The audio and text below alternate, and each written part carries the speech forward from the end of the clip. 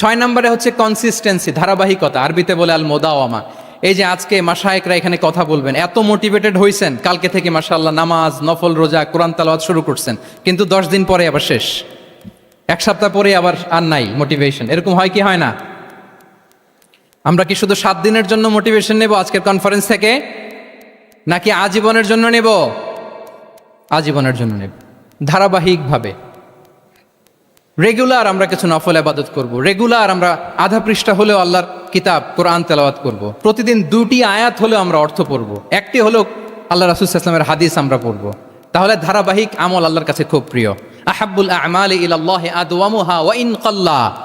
রাসূল সাল্লাল্লাহু আলাইহি ওয়াসাল্লাম বলেন, আল্লাহর কাছে সবচাইতে প্রিয় আমল ওইটা যেটা আমার বান্দা নিয়মিত করে, ধারাবাহিকভাবে করে, যদিও পরিমাণে ওইটা অল্প, যদিও পরিমাণে সেটা কি অল্প। তাহলে এই মোটিভেশনকে আমরা কন্টিনিউ করব ইনশাআল্লাহ, বলেন সবাই।